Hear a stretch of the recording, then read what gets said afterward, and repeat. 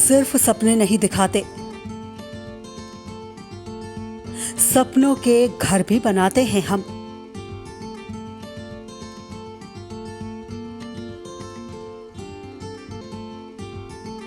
इरादे हो उड़ने के तो हौसलों को पंख लगाते हैं हम।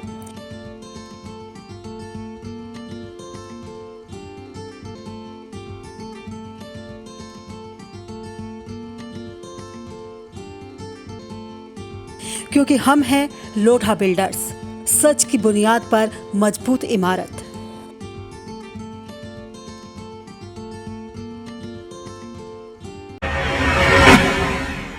स्वागत है आप सभी का इंडिया लाइव 24 में। आपके साथ मैं हूं राखी खंडूरी, हाजिर हूं तमाम देश और दुनिया की छोटी बड़ी खबरों के साथ। तो चलिए बढ़ते हैं खबरों की तरफ। विधानसभा चुनाव से ठीक पहले प्रधानमंत्री नरेंद्र मोदी लगातार बिहार वासियों को खास सौगातें दे रहे हैं। इसी कड़ी में प्रधानमंत्री ने आज 516 करोड़ रुपए की लागत से बने कोसी रेल महासेतु का उद्घाटन किया। इसी के साथ ही कोसी और मिथिलांचल के लोगों का 86 साल पुराना सपना साकार हो गया। कोसी नदी पर इस रेल पुल के बनने से सबसे ज्यादा फायदा दरभंगा, मधुबनी, सुपौल और सहरसा जिले में रहने वाले लोगों को मिलेगा। आपको बता दें कि भारत नेपाल सीमा के पास स्थित सेतु का रणनीतिक महत्व भी है। वहीं इस मौके पर वीडियो कॉन्फ्रेंस से आयोजित इस समारोह में बिहार के राज्यपाल फागू चौहान, मुख्यमंत्री नीतीश कुमार, उप मुख्यमंत्री सुशील कुमार मोदी, केंद्रीय मंत्री पीयूष गोयल आदि मौजूद रहे। वहीं अपने संबोधन में प्रधानमंत्री ने कहा कि आत्मनिर्भर भारत के मिशन के तहत बिहार में रेल नेटवर्क को बढ़ाया जा रहा है और बिजलीकरण किया जा रहा है। मेक इन इंडिया को बढ़ावा देने के लिए मधेपुरा में इलेक्ट्रिक लोको फैक्ट्री और मढ़ौरा में डीजल लोको फैक्ट्री स्थापित की गई। इन दोनों परियोजनाओं से बिहार में लगभग 44,000 करोड़ रुपए का निवेश हुआ है।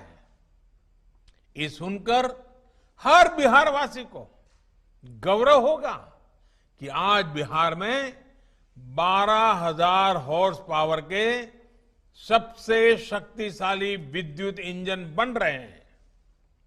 उन्होंने कहा कि 2014 से पहले के 5 साल में सिर्फ 325 किलोमीटर रेल लाइन शुरू हुई है, लेकिन 2014 के बाद के 5 साल में 700 किलोमीटर रेल लाइन कमीशन हो चुकी है।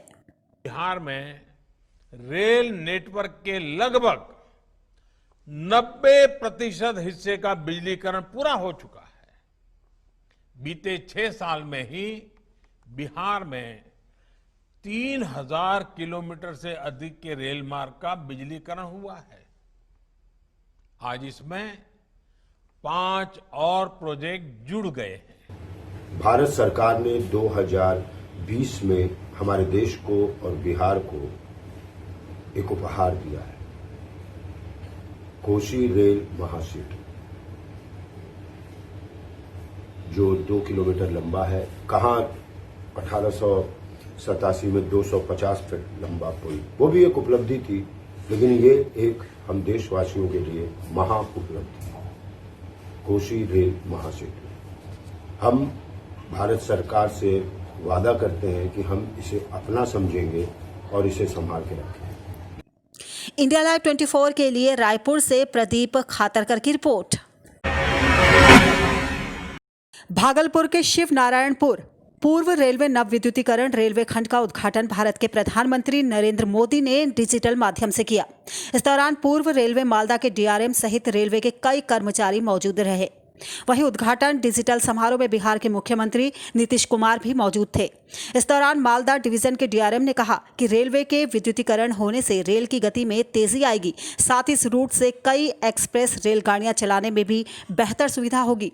आगे उन्होंने कहा कि भागलपुर की जनता की मांग को देखते हुए कोरोना काल महामारी के बाद इस रूट से सरकार की कई रेलगाड़ियां चलाने की योजना भी है। इस रेलखंड में रेल विद्युतीकरण होगा, गाड़ियों की गति बढ़ जाएगी, अब विद्युत की गाड़ियां चलेंगी सारी। और मतलब जो ट्रेनें और नई ट्रेनें भी इंट्रोड्यूस होंगी। अभी तो कोरोना काल चल रहा है, उसके बाद में मतलब विद्युतीकरण होने से स्पीड बढ़ेगा, राजधानी के भी चलने के मार्ग प्रशस्त हो जाए। इंडिया लाइव 24 के लिए भागलपुर से श्यामानंद सिंह की रिपोर्ट।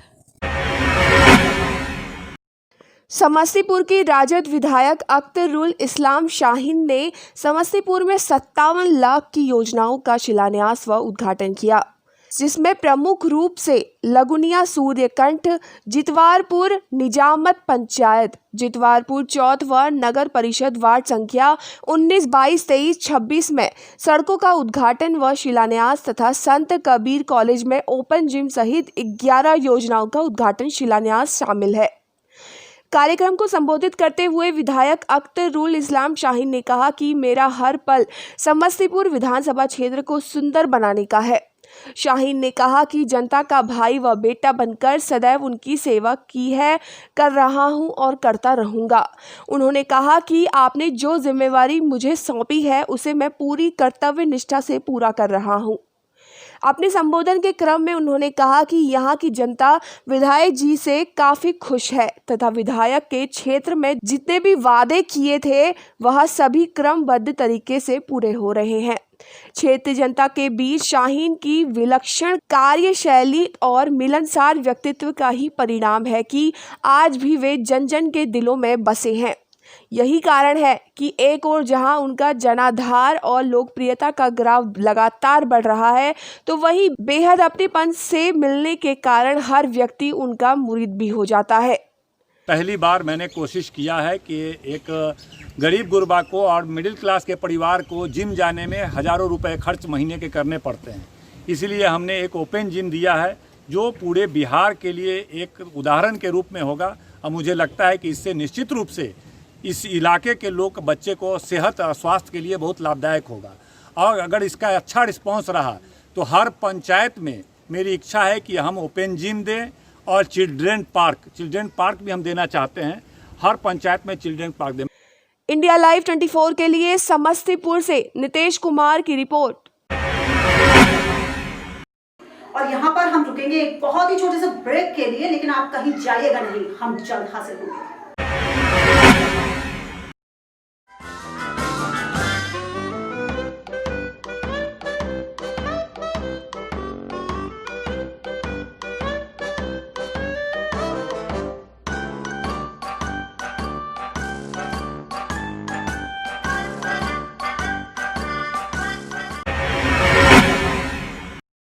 क्या मेहनत करते करते सफलता से महरूम हैं आप?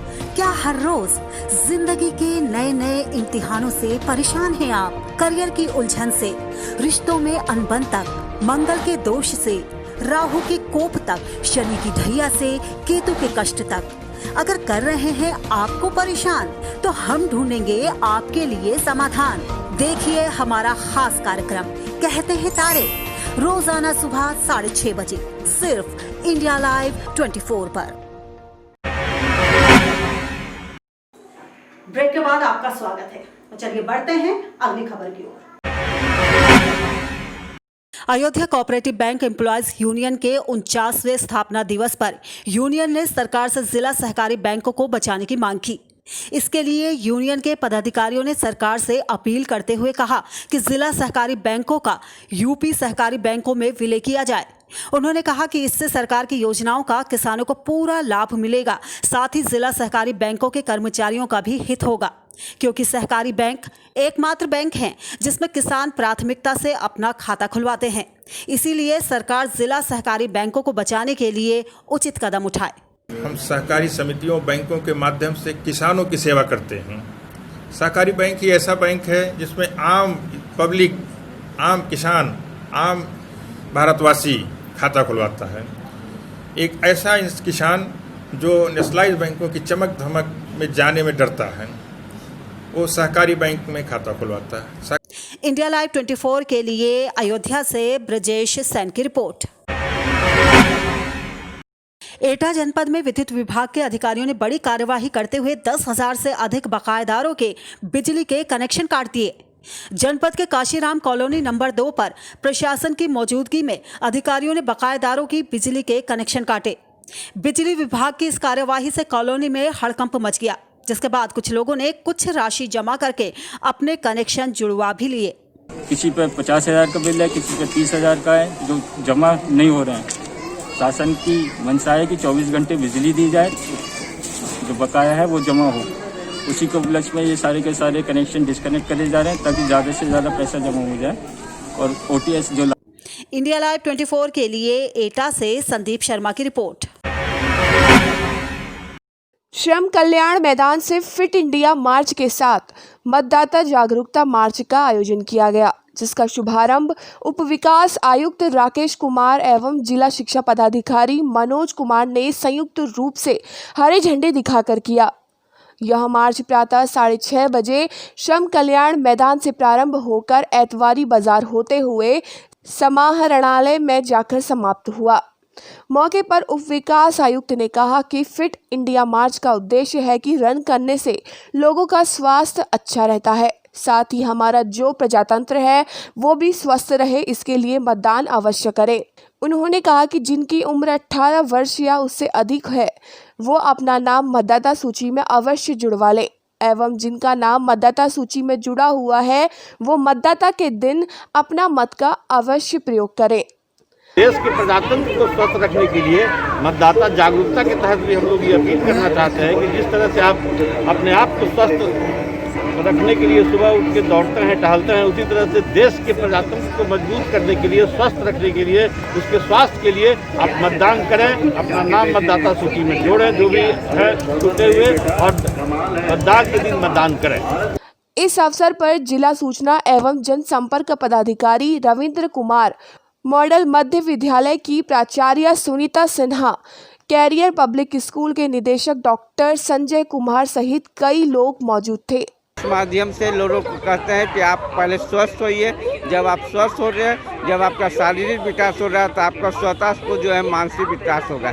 तो आज एक दौड़ के माध्यम से सारे लोग को निरोग रहने के लिए, स्वस्थ रहने के लिए हम लोग एक संदेश देना चाहते हैं और चाहते हैं जब हमारा सब आदमी मानसिक और शारीरिक रूप से स्वस्थ हो रहा तो सबकी भागीदारी विकास में हो रहा। जब सबकी भागीदारी विकास में हो रहा तो देश निश्चित रूप से हर क्षेत्र में आगे बढ़ेगा। इस नालंदा प्रशासन के द्वारा फिट इंडिया रन का आयोजन किया गया है, जिसमें सारे बिहार के प्लेयर यहाँ पे पार्टिसिपेट कर रहे हैं फिट इंडिया फ्रीडम रन में।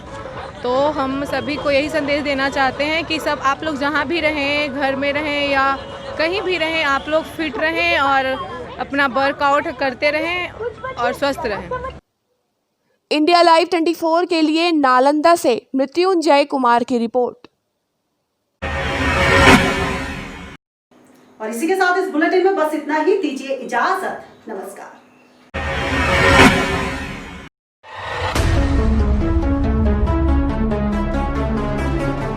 खबरें सिर्फ खबरें न रहें, इनकी तह तक जाएंगे हम। सवाल हो तालीम का या बात हो आपके अधिकारों की, आपके हक की आवाज उठाएंगे हम।